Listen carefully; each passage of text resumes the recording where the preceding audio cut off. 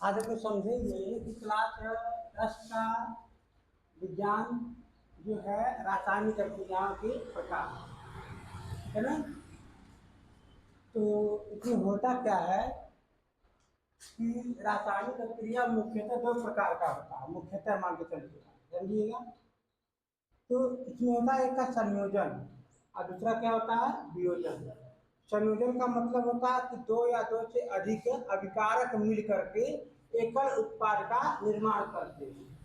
दरअसल में जो रासायनिक अभिक्रिया में जो भाग लेते हैं, जैसे यहाँ पर ए बी है, ए बी से कुछ मिला करके हम सी बना रहे हैं, तो ये रासायनिक अभिक्रिया में क्या कर रहा है, भाग ले रहा है, ठीक है ना। तो रासायनिक अभिक्रिया में जो भाग लेते हैं उसे हम अभिकारक बोलते हैं। क्या बोलते हैं, अभिकारक,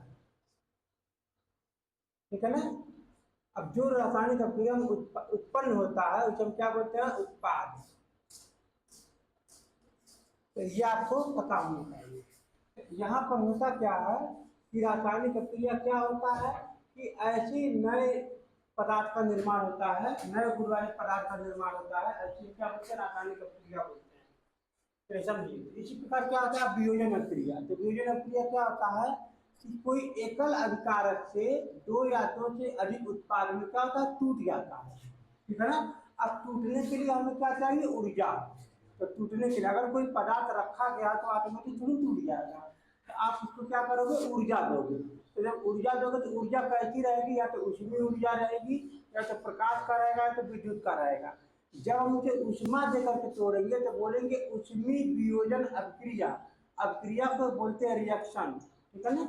यहाँ पर साथ साथ हम लिखेंगे, बार बार हम अभिक्रिया नहीं लिखेंगे, ठीक है ना। यहाँ पर होता क्या है कि अगर हम ऊर्जा से, अगर हम ऊर्जा में क्या देकर तोड़ेंगे, ऊष्मा। अगर हम ऊष्मा दे करके तोड़ेंगे तो हमारा क्या हो जाएगा, ऊष्मी वियोजन अभिक्रिया, ठीक है ना, समझे रहिएगा।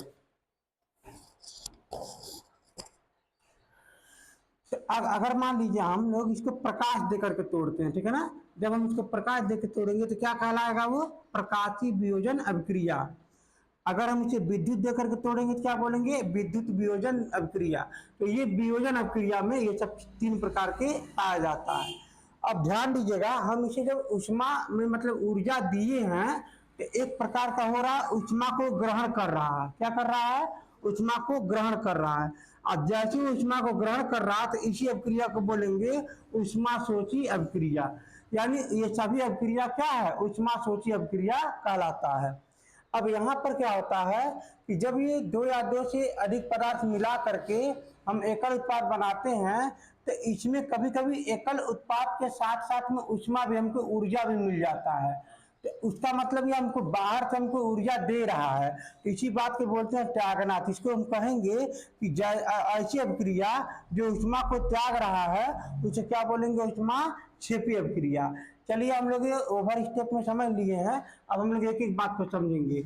ये जो पहला जो कह रहा है कि संयोजन अभिक्रिया क्या होता है, तो यहाँ पर देखिएगा संयोजन अभिक्रिया क्या होता है। तो इस अभिक्रिया में दो या दो से अधिक अभिकारक मिलकर एकल उत्पाद का निर्माण करते हैं, उसे संयोजन अभिक्रिया कहते हैं। यही बातें हम यहाँ पर बताए हैं, ठीक है ना। तो यहाँ पर देखिए क्या है, ये अभिकारक क्या क्या है, ए है और बी है।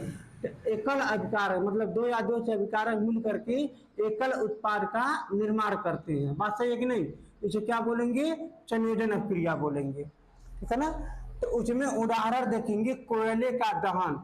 बाबू देखो ना, दहन का मतलब होता है कि ऑक्सीजन से अभिक्रिया करना। यहाँ पर लिखा हुआ होगा, यहाँ पर देखिएगा, जलाना या दहन करने के लिए ऑक्सीजन से अभिक्रिया करनी पड़ती है, ठीक है ना, करते हैं। ये चीज आपको समझना होगा। तो यहाँ पर क्या होता है कि कार्बन का अगर आप दहन करेंगे तो कार्बन डाइऑक्साइड मिलेगा और क्या मिलेगा, हमको ऊष्मा मिलेगा, ठीक है ना। तो ये एक प्रकार का हमको ऊष्मा दे रहा है, तो इस हिसाब से हम क्या बोलेंगे, ऊष्मा क्षेपी अभिक्रिया हम इसको कह सकते हैं। तो इसीलिए हम यहाँ पर तीर लगा कर लिखे हैं कि यह रिएक्शन ऊष्मा क्षेपी अभिक्रिया भी होगी, ठीक है। चलिए अब आगे देखिए, जल का निर्माण। जल का निर्माण, जल कैसे होता है, H2O होता है। इसका मतलब क्या था, हाइड्रोजन और ऑक्सीजन को मिला देंगे तो जल का बन जाएगा। तो ये देखिए, ये पहला अभिकारक है, ये दूसरा अभिकारक है, तो दोनों मिल करके एक पदार्थ बन गए, इसे बोलेंगे उत्पाद, ठीक है ना। लेकिन यहाँ पर ऊर्जा नहीं आ रही है, ध्यान दीजिएगा, यहाँ पर ऊर्जा नहीं आ रही है, इसे आप ऊष्मा क्षेपी अभिक्रिया नहीं कहेंगे।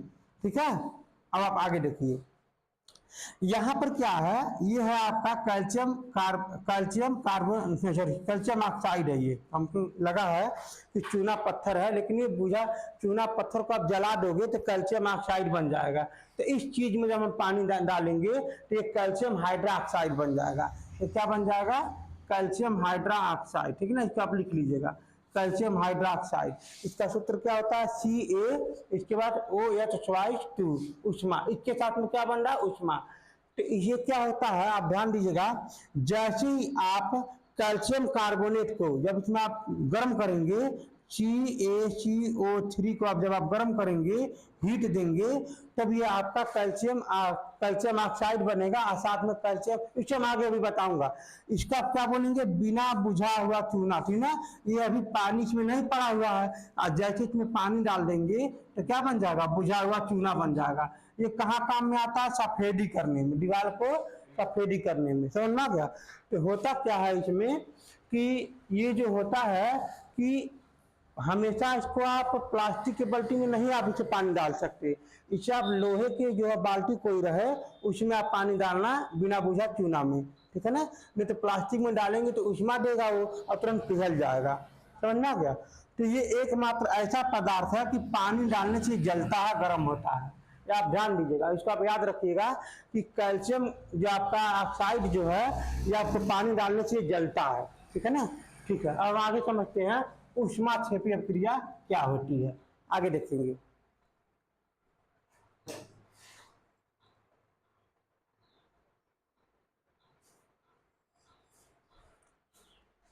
ऊष्मा क्षेपी अभिक्रिया क्या होती है, हम लोग अभी अभी समझे हैं कि जिन अभिक्रियाओं में उत्पाद के निर्माण के साथ ऊष्मा भी क्या होता है, उत्पन्न होता है, उसे क्या बोलते हैं, ऊष्मा क्षेपी अभिक्रिया कहते हैं। बात क्लियर है ना। यानी प्राकृतिक गैस का दहन, प्राकृतिक गैस का अगर आप दहन करेंगे, प्राकृतिक गैस होता क्या, मेथेन, तो मेथेन का दहन करना है। मेथेन का सूत्र क्या होता है, CH4। यानी अगर आप मेथेन गैस का दहन करेंगे, जैसे मैं आपको समझाया था कि जैसे अगर आप दहन करेंगे तो दहन करने के लिए किसकी अभिक्रिया करते हैं, ऑक्सीजन की। ठीक है ना, तो यहाँ पर देखिए मेथेन गैस में ऑक्सीजन से अभिक्रिया करेंगे तो कार्बन डाइऑक्साइड और जल और उष्मा हमारा ये बन जाता है। इसी प्रकार ये क्या होता है, श्वसन एक ऊष्मा क्षेपी अभिक्रिया होता है। तो श्वसन में होता क्या है, ग्लूकोज का दहन। ठीक ना, श्वसन में क्या होता है, ग्लूकोज का दहन। अब ग्लूकोज का सूत्र क्या होता है, C6H12O6। उसको याद करने का तरीका क्या है कि कहो शब्द याद कर लो, कहो, कहो 6 12 6। अब देखिए इसमें इसकी अभिक्रिया करेंगे किसके साथ, ऑक्सीजन का, तो बनेगा क्या, कार्बन डाइऑक्साइड और जल और ये उष्मा। और ये उष्मा हमारे एनर्जी के काम करता है हमारे शरीर में। ठीक है ना, तो आप ध्यान देंगे यहाँ पर बैलेंस करने के लिए यहाँ पर 6 का मल्टीप्लाई करेंगे यहाँ भी और ये यहाँ भी, ये हम आगे पढ़ेंगे बैलेंस करने का। वियोजन अभिक्रिया, सबके दूसरा अभिक्रिया हम लोग क्या पढ़ेंगे, वियोजन। इस अभिक्रिया में एकल अभिकारक टूटकर 2 या 2 से अधिक उत्पाद में निर्माण होता है, अधिक उत्पाद निर्माण होता है, उसे क्या बोलते हैं, वियोजन अभिक्रिया। मैंने आपको समझाया था, यहाँ पर एकल अभिकारक हो गया और 2 या 2 से अधिक उत्पाद हो गया। ठीक है ना, ABC क्या उत्पाद है। इसका नोट आप क्या लिखेंगे कि नोट क्या लिखेंगे, वियोजन होने के लिए हमें एनर्जी, ऊर्जा की जरूरत पड़ती है। वह ऊर्जा क्या क्या हो सकता है, उष्मा हो सकता है, विद्युत हो सकता है, प्रकाश हो सकता है, के रूप में हो सकता है। इसीलिए उस ऊर्जा के आधार पर वियोजन अभिक्रिया के प्रकार है। देखिएगा, अगर उष्मा के आधार पर, ऊर्जा के आधार पर क्या क्या है, 3 प्रकार में देखेंगे। पहला क्या क्या रहेगा, उष्मीय वियोजन। क्या पहला, उष्मीय वियोजन। इसमें क्या रहेगा, ऐसी वियोजन जो उष्मा के द्वारा होता है। वियोजन मतलब क्या होता है कि किसी चीज को तोड़ना। ठीक है ना, अगर A टूटेगा B और C में, तो वियोजन किसके द्वारा करेंगे, हम तोड़ने के लिए उष्मा की जरूरत करेंगे। किसका, उष्मा की। यानी एक को तोड़ेंगे, किसका जरूरत करेंगे, उष्मा की। तो यही बात कर रहा है कि ऐसी वियोजन जो उष्मा के द्वारा होता है।